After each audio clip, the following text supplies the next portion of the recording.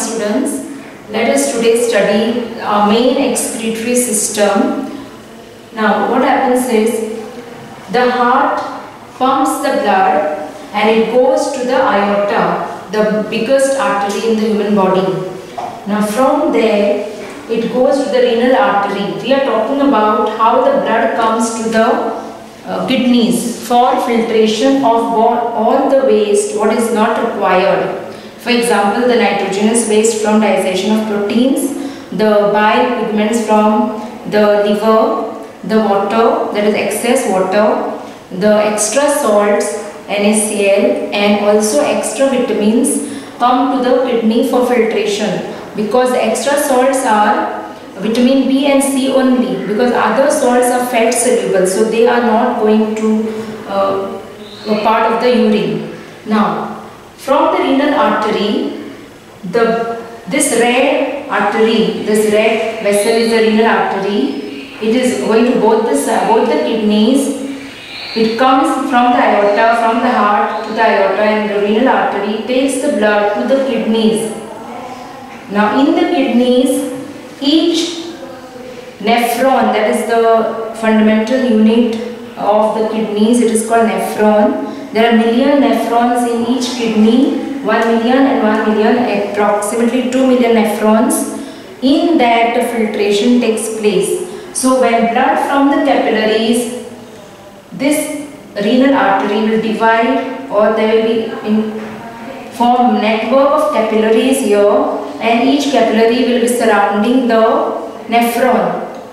Now you can see here, this is the nephron, structure of a nephron, or the renal tubule. It is also called renal tubule, and it is very important in the work of filtration. So this helps in osmoregulation, that keeping a balance of the salt and water in our body. Now in these kidneys, what happens next is the blood comes here, the blood goes to each nephron. It happens in 2 million nephrons in both the kidneys. So the blood goes into the nephron. The nephron is made up of a cup-like structure called the Bowman's capsule, and this capillaries form a network. The blood comes in each capsule. All the waste is taken out, taken or filtered in this. The waste, for example, the urea, uric acid, nitrogenous waste, bile pigments. Now along with the waste what is not required by our body, there is also important things like glucose, then amino acids, then minerals like sodium, potassium and calcium, and water. So this also goes into filtration. Now everything goes for filtration. It goes through this convoluted tubule, like snake-like structure of the tubule, or this nephron. It starts here. All the blood goes into this. From the blood, the things that are not required and useful things also go into this, and it is carried like this through this pipe-like structure. And when it comes here, it passes into collecting tubules. Then from these, millions of them, it comes into the renal pelvis, the funnel-like shape here. Now this is happening inside the kidneys throughout the day and night. 1 liter blood goes through it all the time, again and again, 400 times a day.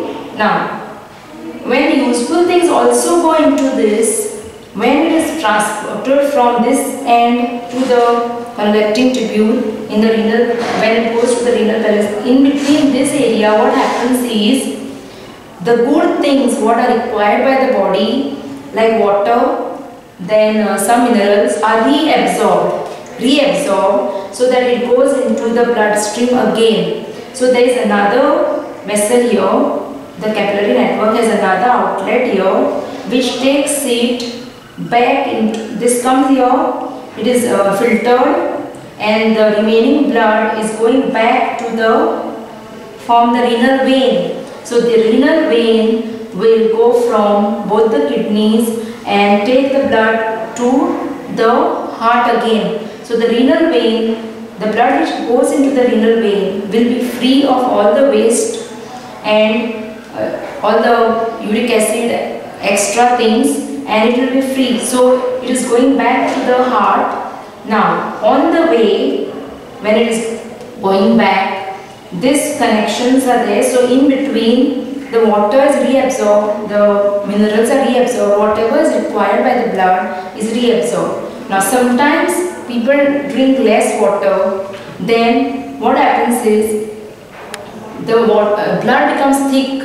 So for this reason also, when the blood is thick, it is very difficult for it to flow easily. So this water is reabsorbed back to help them so that the water doesn't become thick. The blood doesn't become thick.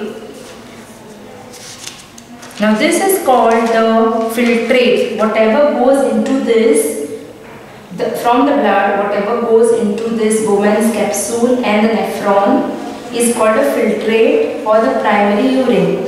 So from this many things are reabsorbed, and finally only 1 or 2 liters urine is formed.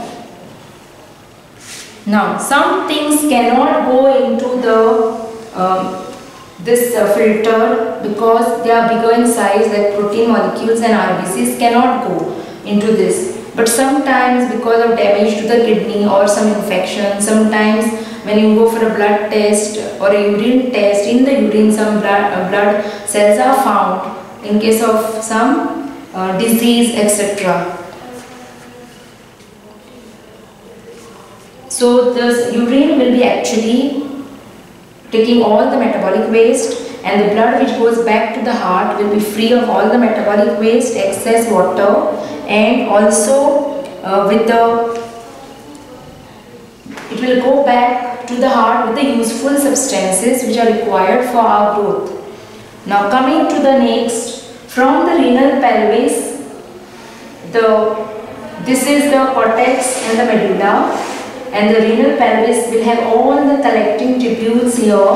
These collecting tubules will be all here. Then it will be collected in the renal pelvis, and this liquid will go into the ureters, and both the ureters are long tubular structures which will take the urine from the kidneys to the urinary bladder, which will be storing the urine for some time till it is passed out of the body. So this passing out of the urine outside the body is called urination or micturition, and this is taken care of by a muscle called a sphincter muscle. So every a short muscular tube here, so it has when it will open and close, it is taken care of by the sphincter muscle. The urethra controls the opening and regulate the flow of urine to the outside. Now this doesn't happen in babies because their sphincter muscle is yet to be developed well. So 1 to 2 years it takes in the babies to have control over the organ system, all the organ systems inside the body. So that is why they have pampers and all for them. So they don't have control over this muscle. So babies, it develops in about 2 years. Now we are doing now some common disease of the excretory system, or it is also called the urinary system. So first one is the urinary tract infection. Sometimes what happens, we are in a hurry or we just go to a washroom and just come back. Now because this our waste urine has some gases also, they just come up and you can get urinary tract infection. Sometimes it is because of hygiene. If you are not hygienic, there is some bacteria in our own body, it inhabits in our digestive system. So every time you have to use, be more hygienic when you use the toilet, because from the anus it travels to the urinary tract, and this is very bad because it is bacterium E. coli which is troubling us. It is in our body, it doesn't trouble in the digestive tract, it is helpful. But when it goes into the urinary tract, it is very painful The person may go to urinate again and again. There is a burning sensation. All the symptoms are there. So strong odor of urine, then increased urgency to go use the washroom again and again. Now there is also a lot of pain in the pelvic region or the lower abdomen. Now these kidneys are located at the back of the backbone in the lower abdomen. So if there is this problem, there is the whole back pain, the abdominal pain, etc. Now coming to the next one. When a diet contains a lot of calcium in the form of calcium oxalate or calcium phosphate, these chemicals tend to form crystals, stick to each other. So when these are there in our diet, it will be going through the blood, it will be reaching the kidneys. So when these go into the kidneys, they have to be excreted out. They start forming crystals and they form kidney stones here anywhere in the tract or in the urinary bladder. Now if these kidney stones are small, they have no problem or less pain and they will pass out to the urine. But in case of if the stone is big, then what happens is it will block these pipes and it will block the urine coming from this region to the urinary bladder. So it is very painful and the symptoms are same, like burning sensation while urinating or a strong bad smell, then increased urgency to go to urinate, but urine is not passed out, so there is more pain. So severe pain in case of big stones, and that is why they have to be removed surgically by the doctor. And also there is backache, lower backache. This only happens when the calcium compounds or are more in the urine than the fluid. Now coming to some disease are linked with this. They are not actually the disease of the kidney, but in case of jaundice, sometimes we take the person for urine test because it gets a very bad dark yellow color because of the liver is not functioning well in case of jaundice. So there is some more bile pigments there which shows that there is jaundice in that person. So otherwise it is the bile pigments give the color to the urine that is light yellow or straw color, that is normal. Now also when a person has diabetes, then what happens is otherwise the blood cells or the proteins don't go to the urine, it remains in the blood itself. But in case of a person who is suffering from diabetes, which is having sugar in the blood and sugar in the urine, so sugar passes to the urine, and when a urine test is done, they find that the person is having diabetes. Now the last thing is, sometimes because of some disease or because of some injury, or also because of a lot of tablets, when in case of illness we take a lot of tablets, the effect is on the kidneys and also on the liver. So if you have a disease like typhoid or any other disease and you are taking the dose every 6 hours, it is too much for the kidney to take it. So the effect is felt on the kidneys. A kidney may fail. One kidney fails, then what happens is the second kidney will enlarge to compensate the work of the other kidney, and even the renal tubules will become bigger in size to do the work of the other kidney which is not in working condition. Now if both the kidneys fail, then it is not like it will not stop completely in one day. It will take time. So like it will be a 20% failure, then 40% failure, 90% failure, 99% failure means the kidneys are stopped completely working. So you need outside help. So what they do is the doctors, the patient is taken to the hospital, and this blood which is going to the kidneys is taken into a machine. There are two pipes connected to the patient. from one pipe the blood goes from the hand, it goes to the artificial kidney, you can call it. It goes there, and the work of the kidneys is done by that artificial kidney or the dialyzer. It is called a dialyzer, and this process is called dialysis. So a person who is having 90% failure of kidneys may require everyday dialysis. A person who is having little less than that kidney failure will require alternate days, or a person with less percent failure of kidney will require once in a week, and sometimes it is once in a month according to the failure of how much kidney failure is there in the body. So this blood goes to the artificial kidney or dialyzer. All the wastes are taken out, filtered, and the blood, which is free of all the waste, is going back to another pipe to the patient's body. So this happens, this is done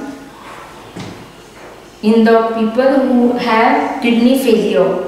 Now, sometimes what happens is the kidney has failed completely both, and the kidney can be transplanted. If both the kidneys fail, a person can survive on one kidney, but if both the kidneys fail, then we need a donor, kidney donor, to donate a kidney to the patient. So it should be like compatible like blood groups. How in blood transfusion there is a compatibility, it should match. So same way the kidney has to match to the of the donor and the recipient. So mostly I told you last time that mother's kidney is mostly compatible for donating to the patient, or sometimes it is any other donor. So it is placed here on any part of this urinary tract. So what is done is the donor should be having a healthy kidney, then only he can donate. He should not have any disease, any problems. So this, if donor donates a kidney to the patient, it will increase the life expectancy of the patient. Now a lot of care has to be taken of the patient. He cannot eat outside food, then he cannot even eat morning cooked food in the evening. They take a lot of care, because it's very major surgery done, and throughout the life he has to take a lot of care.